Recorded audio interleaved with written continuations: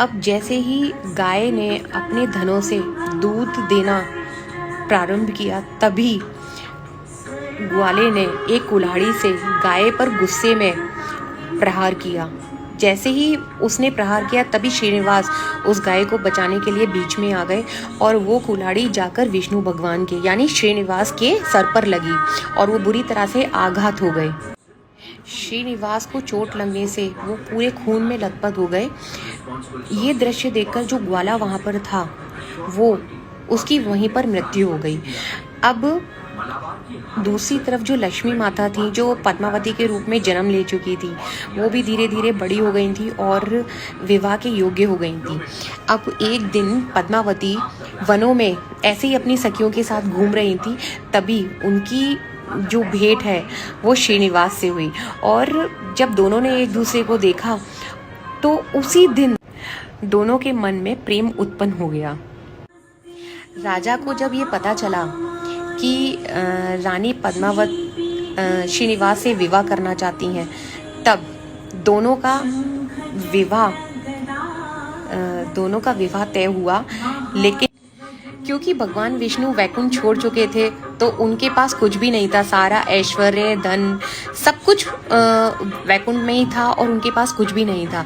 अब विवाह के लिए उनके पास ना तो कोई धन था और ना ही कोई रास्ता। तब लेकिन राजा, क्योंकि वो पद्मावती राजा की पुत्री थी, तो राजा चाहते थे कि उनकी पुत्री का विवाह बहुत ही अच्छे तरीके से हो।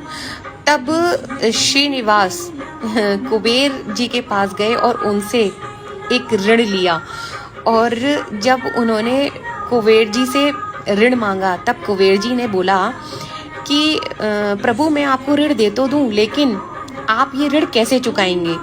तब श्रीनिवास ने कुबेर जी को वचन दिया कि आदि काल तक, युगों तक, कलयुग तक जो भी धन मेरे मंदिर में चढ़ेगा, वो आपके ब्याज के रूप में आपको दिया जाए। तब से आज तक तिरुमल्लम के मंदिर में जो भी दान दक्षिणा दी जाती है, वो सभी कुछ श्रीनिवास जी के खजाने से, कुबेर खजाने में दिया जाता है, एक ऋण के ब्याज के रूप में। और आज भी श्रीनिवास कुबेर जी का ब्याज यानी ऋण चुका रहे हैं।